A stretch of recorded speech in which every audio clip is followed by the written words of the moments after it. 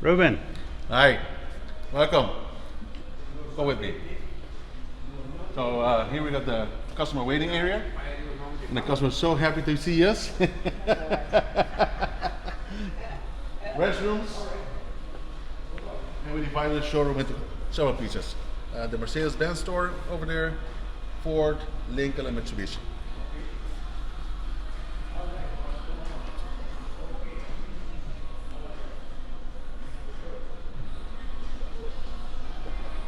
Let me show you around.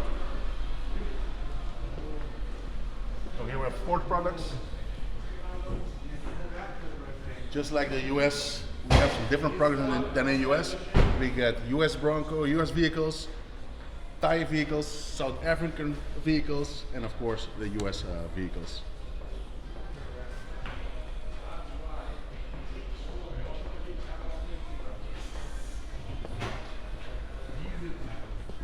Then we have some Lincoln products.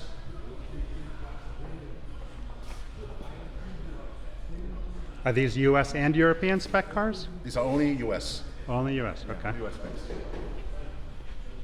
And these are the Mitsubishis. All the artwork you see when we did the renovation, we have a wall in the back, and one of our employees, ex-employees, her dear wife that passed away, came with a beautiful idea to hire the Atelier 80 to do the artworks, and they did a wonderful job. I'll show you around later, and you can see now we took pictures and hung them on the wall. Nice. And here's everyone's favorite, the parts department. Parts department, yes. Not unlike many parts departments in the US. Same thing, huh? Another sister, fleet manager. Hi.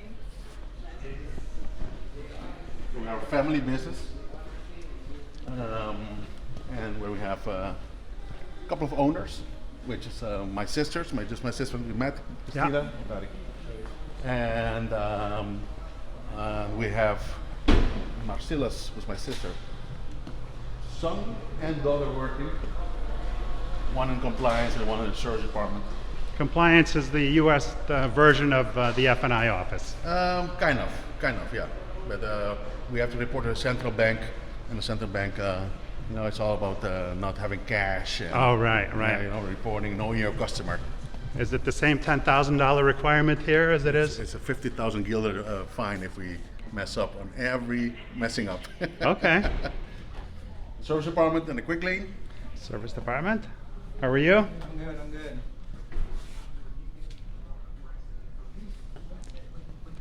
And the waiting area here as well. Yes, another waiting area. Since the shop is far away, we put some of the lanes. Beautiful. I'm a huge advocate of this. I mean, that's a trust builder right there. I think I see it.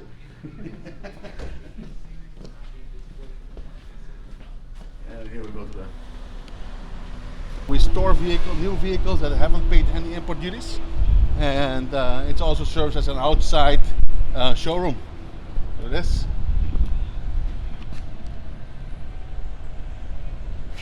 Some of these vehicles are waiting for delivery, Okay. and some of these vehicles are just waiting for an owner. Salesperson needs to go with them, and it's also obvious for a salesperson to go with somebody test driving a vehicle, because that's where they're the most vulnerable. Yeah. They're going to tell you always the truth. Yes, that's right. This is the service department. How many bays do you have here? I think we have 17, 17, yeah, and about 10 lifts. And Now- we got technicians from all over the world. We got technicians from Colombia working here over 35 years. Wow. This is his last year. He's going to be retiring after we extended his contract 2 years already. Okay. His son works for us, and the shop foreman who just left, he's been working here since school. And we got technicians from Holland. We got Arubians that went to Holland for studies and came back, and we got Arubians that studied here in Aruba itself. Now, in the US, one of the biggest problems we have with technicians is the ability to find them. Yes. Is it the same shortage situation here? It is the same shortage. I'm a true believer that in a couple of years, the technicians will be one of the most earners on the island, because they're very, very hard to get, especially good technicians, because you can get anybody can tell you a technician and they can't. And we do spend a lot of money on training. The more they train and the more they show us, the more they make. And we are, just waiting for the training facilities to open back, so we can send them abroad again to go study. I know Puerto Rico's now going to open. That's where we send our technicians for Ford. Yeah. The technician from Holland is going next month to the Netherlands to work on a training facility for Mercedes. But in the region, it's still closed. Now, flat rate like in the U.S. or different? Kind of. We do have them on a higher base. Yeah. The thing with flat rate is that it will work too fast, and we were to have too many comebacks. Okay. So we have them on a flat base, but the more hours they make, that flat base will increase. Okay. So there's a sliding base scale. Yes, there's a scale. Yeah, exactly. So, but the scale won't be in our incremental hours, but incremental 10 hours or 20 hours incremental, and the more they make. Okay. Yeah. Typical technician, 40, 50 hours? A month? No, a month they produce about 170 hours. Yeah. Okay. Yeah, that's about right now about 80% productivity. Okay. Yeah. And what's the average age, like in the US, for instance, the average age of a car is 12 years on the road? We haven't managed that a long while. I know it's now different than before, because a lot of imports, we get a lot of used car imports, so the ages are very, very difficult to read on the normal age of Aruba, but in the shop I've seen vehicles up to 10 years coming in. Okay. And the average, is there an average annual mileage? I mean, it's a small island. 20,000 kilometers, that's average. That's how many miles? About 15, 16, yeah. Wow, Yeah. even that much? Yeah. That's, wow. Yeah, that's a lot, yes. Yeah, that's a lot. Because the island is small. Yeah, when I started working, I said 20,000. I couldn't believe it until I start seeing the intervals of services. I'm like, oh my God, yeah. Wow. So that's really no different than the US. That's really no difference, yeah. The thing is, the public system, the public transportation here, you went to the hotel, did you take a bus to come here? No, you took a it's a cab. taxi. Exactly, it's very hard to do the public transportation. You can, but you have to, the times that come in, it's every half an hour or 45 minutes, and that's too long for us to wait. Right, These right. times we want things fast, Yes. we want to be there. So everything on the island is car, and other countries there isn't. Now, as from a retention standpoint, I know in the US we have some challenges with that. Approximately 7 in 10 customers don't come back to the dealership in the US.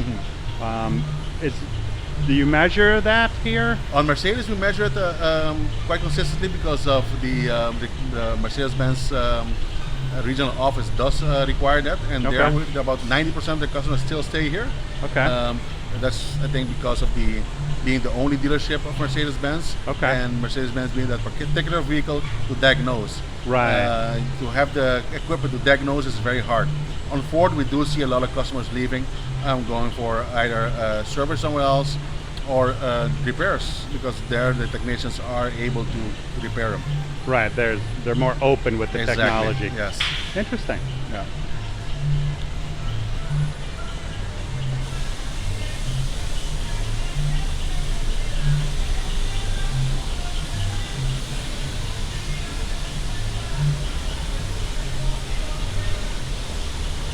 Not to step.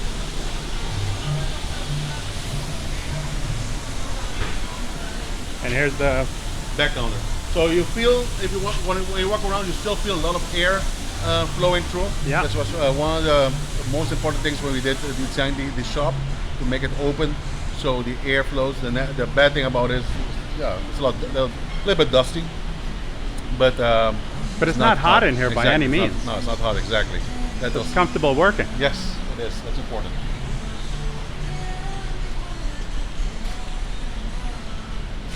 Parts. And this is Errol, the back counter guy. How you doing? Has also the same last name as us. His name is Ruben Yrausquin. Not by coincidence. Not by coincidence. Yeah, it is by coincidence. We didn't hire his family, but we knew he would become part of the family. I know. Now, do you have similar shortages Oh, yes. that we have in the U.S.? Yes. We're now importing out of the U.S. Melly. Normally we bring in our own the motorcraft, and it's been very difficult in getting oil. We've seen filter shortages, battery shortages, and the shortages are not for the oil. It was not only transportation to the freight forwarder, but also have missing some formulas to make the mixture. Oh, so it's been very hard to get oil in. But it's about now a lead time of 4 months, and that's it's difficult to manage. Wow. Yeah, we even doing the oil forecasts as a vehicle forecast. We put in month by month what is coming in. Wow. So make sure we don't run out. Normally you just order every month and you know it's coming in. Now it's week by week we check if are this coming in or not, so we can quickly fly in something or ship in something before the shortages. And thank God we got a good supplier in Florida. So that's a constant process. That's a constant process now, yes. Because if you miss it, Then you're done. Yeah. And with the specifications on the engines, you cannot just put any oil. Right. You know, otherwise we get warranty issues, or if the warranty is expired, customers issue with the vehicles, and we don't want that. So now we're going to walk to the body shop, the BDC, body shop office, accounting, canteen, where the technicians and the staff can relax. When we did the renovation, we partnered up with the Italian company CMEC, and they put this wonderful facility to us.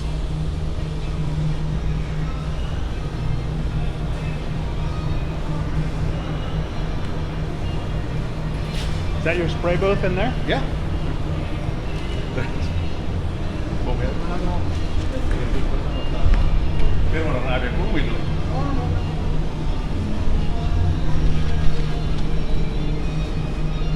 Yeah, so the spray booth, one of the benefits it has a robot, and it works on gas. It's not working on diesel or kerosene, it works on gas.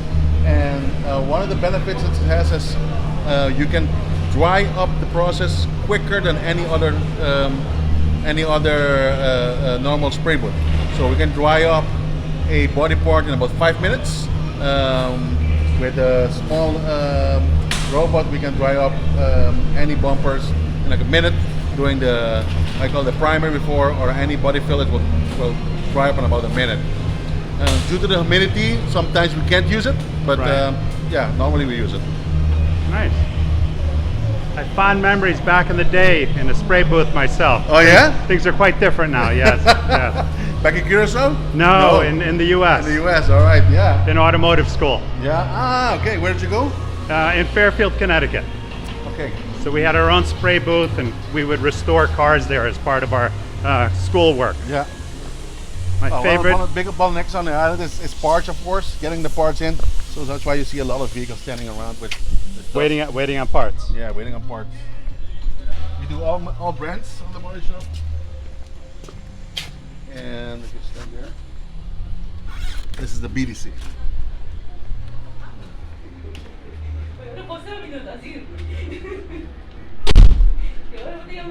It's the heartbeat of the dealership.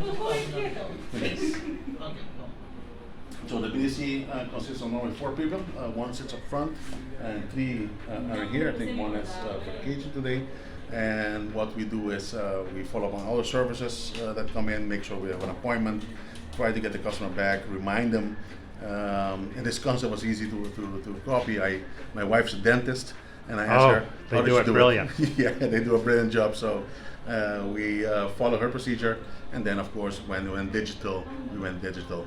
We're waiting now for another module to come in from CDK, which will start sending emails automatically as soon as it's in the appointment system, so it makes free up some time for them so we can get other businesses in. Now the BDC handles sales and service? No, only service and body shop. Okay, service and body shop. Service, body shop, and parts. So Okay. with, what we did is we took a receptionist from the parts department, receptionist from the service department, receptionist from the body shop, put them all together. And years later, some people left, some people came. We have somebody working as a temporary worker.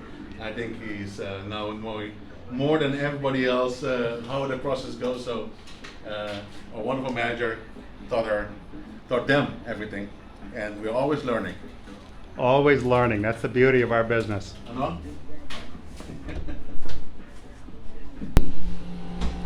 Turn on the lights. Lunchroom. Yes.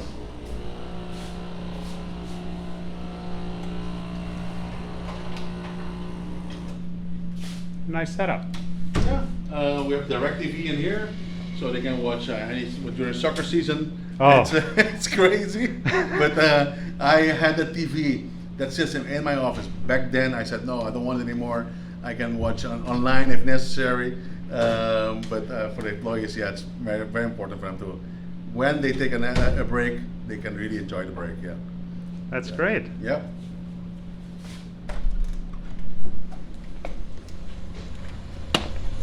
Hello.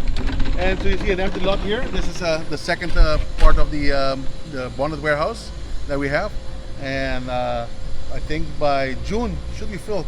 Now, is this because of shortages in cars? Yes, shortage of cars. Yes. So the chip shortage that's affected everybody globally. Oh yes, it's been very challenging to getting in the products you want. You saw the show. We finally have some product, but I think it's not going to last a month before it's going to be empty again. But now we see stock coming in, so we're pretty happy. You know, this is a familiar scene in the U.S. The empty parking lot. Oh my! That's a car wash. The car wash is a pretty heavy job. Yeah. So you're always bending down. You can see the gentleman's position.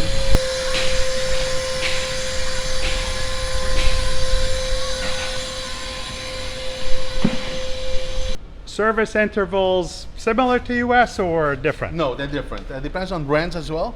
On Mercedes-Benz, it's every 6 months or 10,000 kilometers on the NGCC models. On the normal models, they are 10,000 kilometers or 1 year. Is that because of the heavy stop and go? The heavy stop and go. And Ford, it's after 2010. What's your step? Yeah. After 2010, it's been 6 months or 8,000 kilometers. It's about 5,000 miles.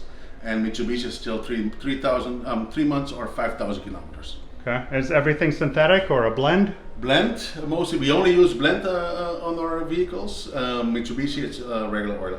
Okay. That's where the difference comes in.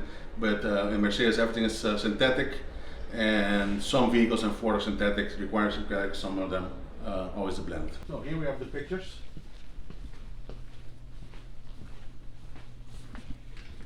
This is the 1980s, the 2000s, and 2015.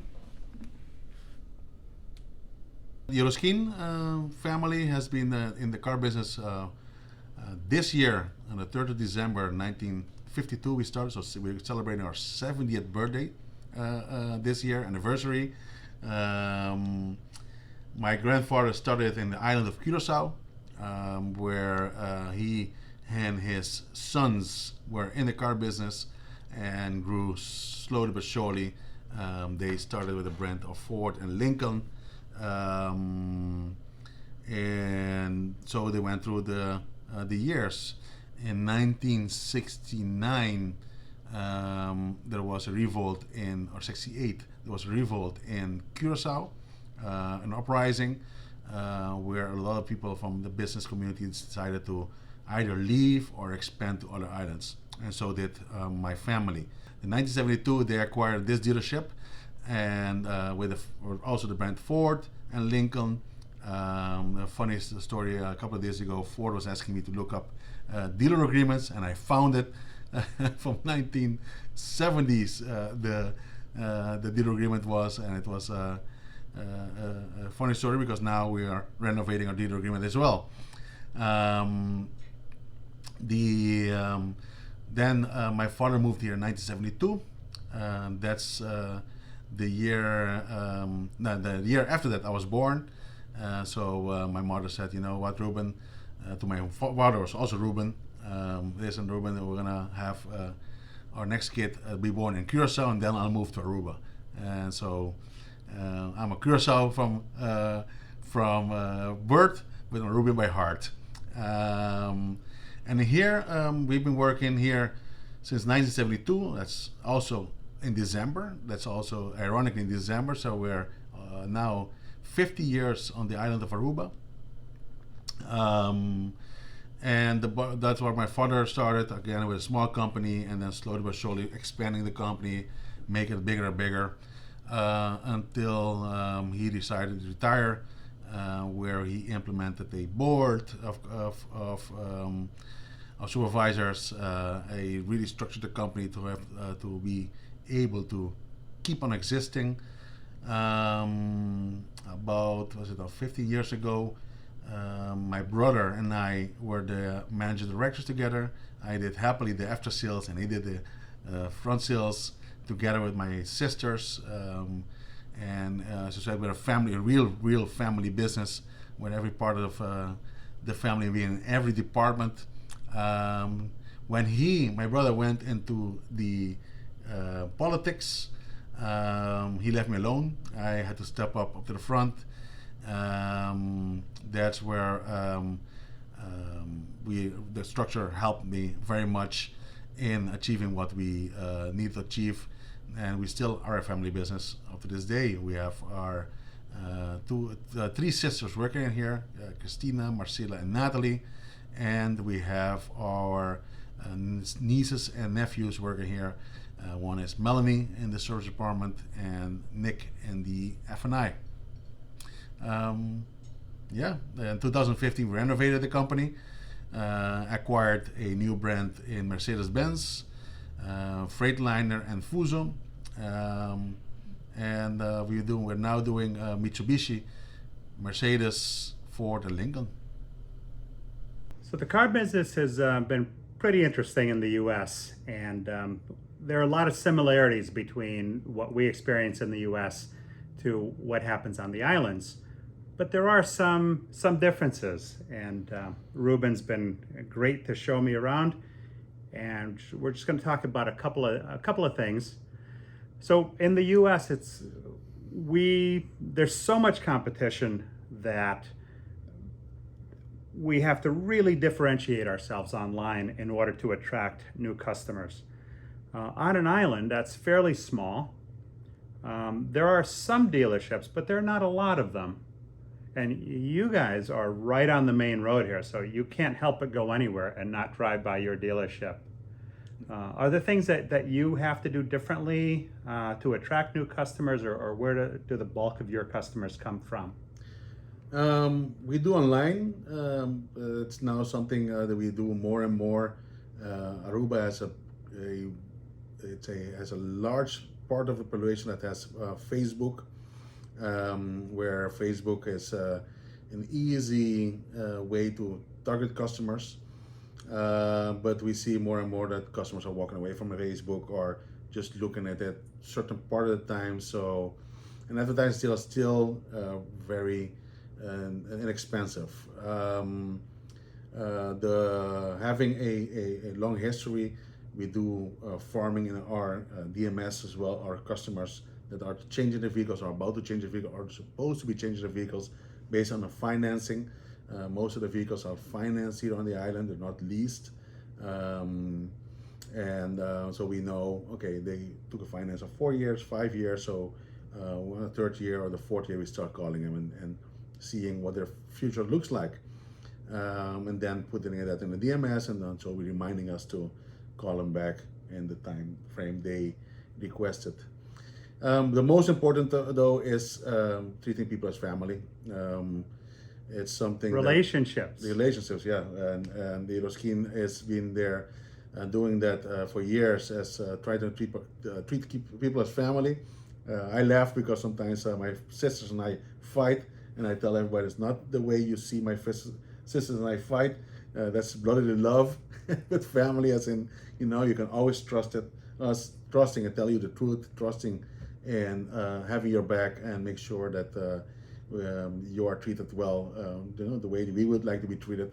We treat you, and we truly believe that we had a session of look at our mission statement, And the mission statement, we had a handpicked people by the managers, and it was just like the way we trained them and the way we thought it would be.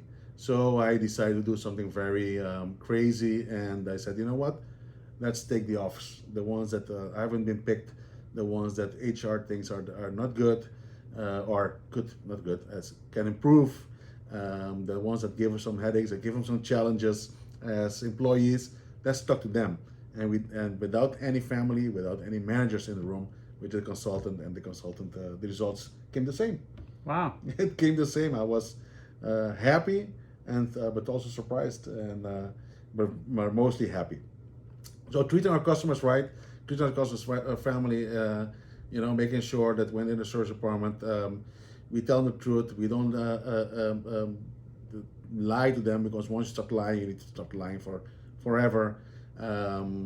Making sure they're mobile, because it's hard on this island to be fast on parts and stuff like that. And that word of mouth, I think, helps us selling vehicles more. We have customers that have left other brands, and they call me up, hey, can I service you? I said, well, Quicklane takes any brand, and they do come here heavily, and so they keep on coming for service, even though they couldn't buy a car here due to the shortage of vehicles, Yeah. or the price range. So prices in the States, a lot of vehicles are same prices, almost the same pricing.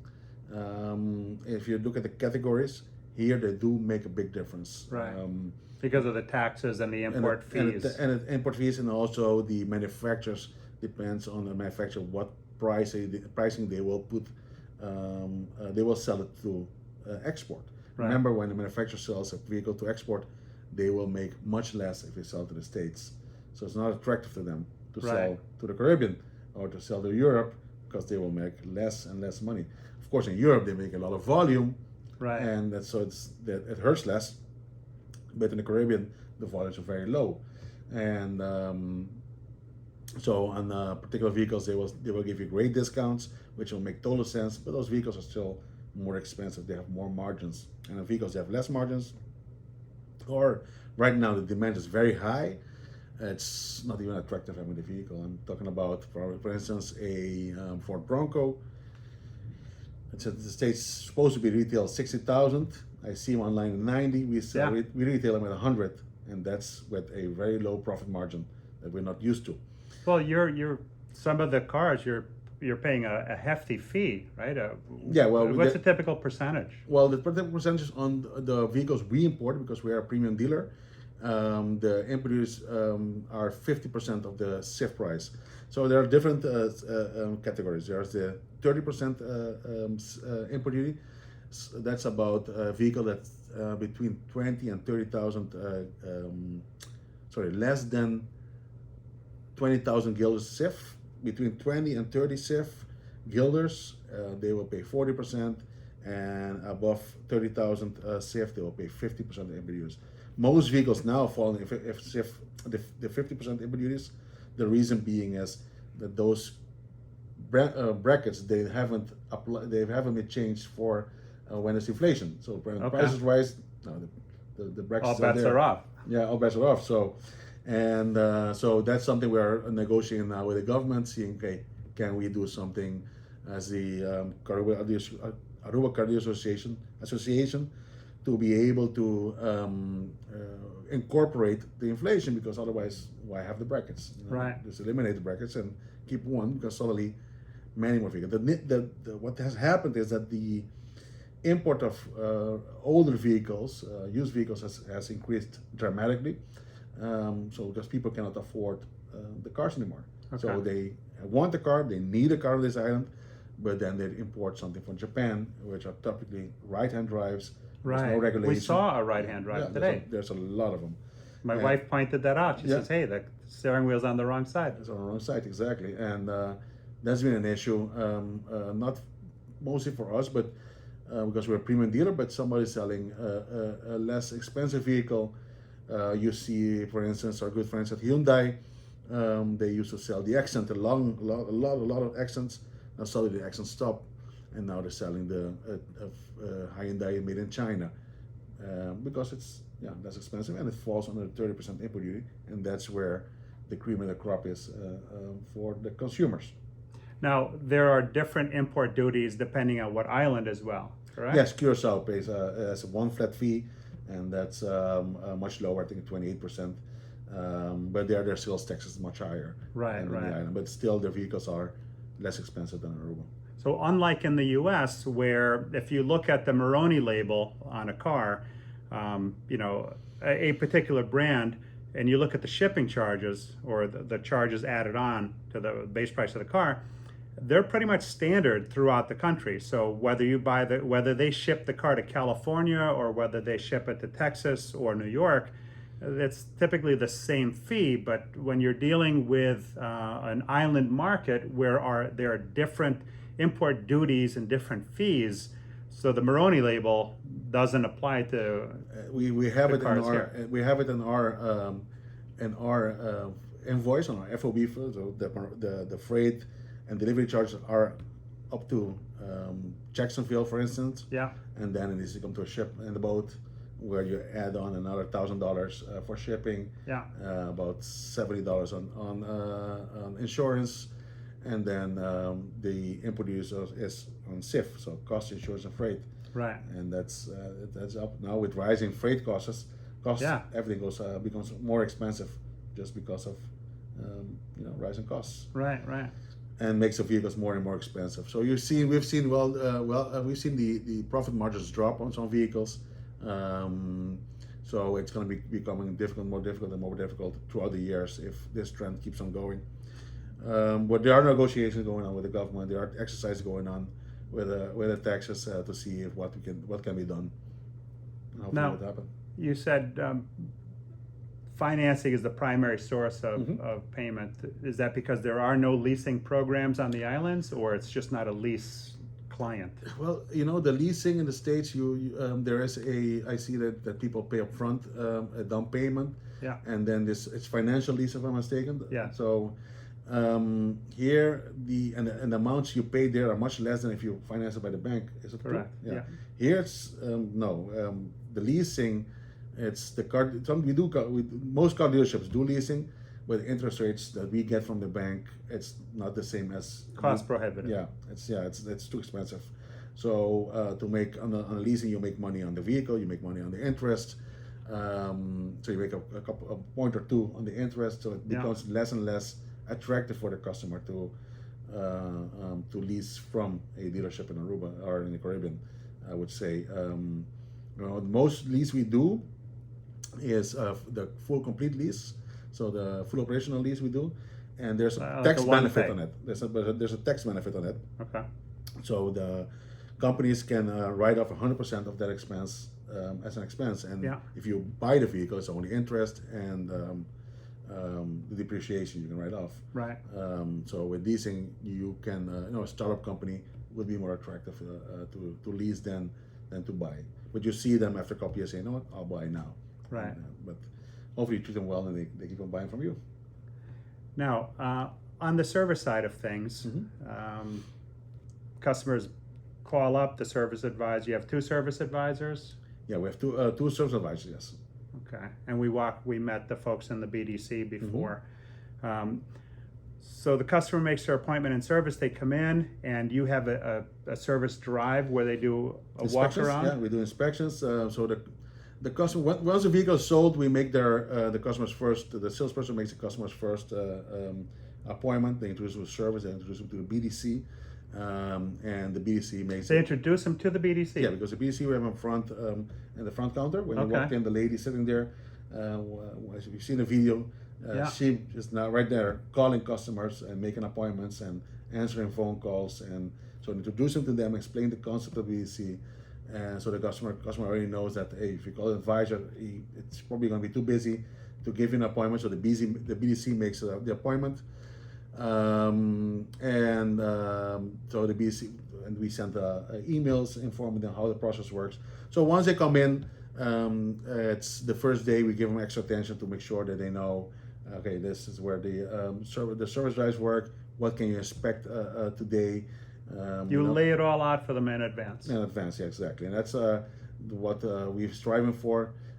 We used a rule that we learned in the U.S. called the Dr. Pepper rule, and if you remember the old bottle of Dr. Pepper, that's 10 to 4, and that's the times we update the customers. So nice. If you want your car at 12 o'clock, by 10 o'clock, all customers that are carryovers or want the car at 12 o'clock, we call them then and tell them, listen, your car's going to be ready at 12. It's not going to be ready, so don't have any surprises. You don't want them walking in with a surprise. And the rest of the customers, you all call them between 2 and 3, and then But they're made aware of this in advance, so yes. they know. They know. This is what's coming. This is what's coming. So once they know, I mean, and sometimes it happens that you don't call a customer. You tell them call us after 3. Don't call us between 2 and 3 because we're probably very busy. Right. It happens. I've been a service advisor as well, and it did happen to me as well. But the customers, start trusting you that you will call them. You do as you're told. Right. What you promised, and if you promise something, it's your word. Your word is bond, as exactly. the saying goes. And that's where we update them. And of course, if there's the additional work request before those periods, we call the customer, and then we do update there. Okay. So you don't. It's typically the vehicles which between 10 to 2 and 4 o'clock you call is the vehicles that either hasn't started, or are busy in the shop, or not going to be started. So those are the calls, because the other customers that are done, you call before. Right. And then once the customer knows that, also, you're going to be avoiding a lot of incoming calls. That's a killer for many. That's a killer for many, because if you are just being reactive, people are going to call you. They're going to call you at 10 o'clock. Is my car ready? No, in the afternoon. They'll call you at 12 o'clock. Is my car ready? No, after 3 o'clock. At 3 o'clock they call you, because even though you said after, at 3 o'clock they will call you. Right. And every time you make a specific appointment with the customer, listen, agreement with the customer. I'll call you if 2 and 3 cars not going to be ready. Tell them I'll call you at 4. Don't call me. I'll call you. Right. And then if you do that, then the next time we'll trust you, and you keep on doing what you did, they will trust you. And it's one of the things that we struggle with in the U.S. is the introduction to service. Mm-hmm. You ask 100 GMs, and 105 of them will tell you that, oh yeah, we do it all the time, but the reality is most of the time they don't. Mm. You've taken it one step further. Not only do you introduce them to service, but you introduce them to the entire service team, including the BDC, which I think is key, since they're the ones that are going to be dealing with them more often. More often, exactly. There the BDC doesn't only make appointments for service. They make appointment for the body shop. The body shop, the whole process. You get an accident. That's not a good time. That the body shop advisor or manager will make a quotation, and they will tell you, listen, from now on, and the quotation is done, I'm going to send to insurance, and from now on the BC will take it over. And that's where we need to keep on following up with insurance, telling the customers, and say the insurance company takes a while, there's a hiccup waiting for a police form or something. Sure. If you tell the customer, listen, the insurance company is delaying, and you're the customer, and the customer calls their own insurance, I guess it's going to be working faster. We've seen turnaround times many of us. And due to an island, we have to order parts, so they track the orders, they can inform the customers. If there are these times with the back orders, it's even worse. They call the customer, telling them, listen, we have a back order, informing the customer there's a back order, so they know what's to expect or not expect, because the parts are not coming. Proactive communication. Proactive communication, that's the key. You avoid a whole lot of problems with proactive communication. I'm a true believer of that, yes. Wow. Now, how far in advance do people book, and what percentage of the customers wait for their service? Not a lot of customers wait. Due to the hectic of the island and people need to go to work, if we try to make appointments for the customers to come at 10, very rarely they come at 10, they all come at 8, so the service driver is always full at 8, even though we tell customers, bring it at 9, or bring it at 9:30, they won't, because they're that hectic lives, we can understand that, but that's the difference between us and a dentist. The dentist you cannot come at You- 8. no, They you have won't- to they show won't- up. Yeah, you have to show up at a specific time. But it's a vehicle, so I can put it in the dealership. They will hold it for me till the appointment is ready. So that's the big differences. Not a lot of people wait. Not a lot of people wait. What was the other part of the question? Is that No, people that's- wait? That's it. And then how far in advance? Oh, how far in advance? Well, once the car comes in, we look at. Like, do I have to wait a week? Like, if I wanted to get my car serviced? No, no. The service department or the quick lane takes any vehicle, any brand, anytime. So we always have time for you. So if I had a car on the island and I wanted to get an oil change while you and I were having this conversation, you can accommodate me. Yes. Oh, and another thing too I picked up earlier is that in the States, we now, with more regularity, accommodate the customer on their schedule insofar as home delivery. Mm-hmm. We kind of got pushed into that. There were some companies that embraced that early on and are doing very well with that historically. But we've kind of been pushed into that. And earlier when you and I were talking, you accommodate customers on their terms with car deliveries and things like that. Yes, and before COVID, we used to have a shuttle service where we take customers to their workplace. Due to the social distancing, we couldn't accommodate anymore. COVID is still present on the island, so we haven't reinstated the shuttle. But what we did is the pickup and delivery, and that's something that manufacturers are pushing us, showing us the process. But we always try to adjust the process every day, every week. I mean, I was now at Mexico, spoke to a couple of dealers how they do it. Saw the ball next we are having, and next week, Friday, we have a meeting with the manager and see how we can adjust it and see if it becomes better. And then new car deliveries, you drop it Oh, yeah, off at a the- restaurant or at The new car deliveries has always been, as we said, we treat the customer's family, and having a premium brand, we do everything. We do anything the customer wants. We've got requests before COVID, during COVID. Listen, before COVID, it's Valentine's Day, and I want to surprise my wife. Can you deliver the car at the restaurant? I say, heck yeah, why not? Yeah. And then we go and then deliver it and put a big bow tie on the vehicle, and suddenly, it's so.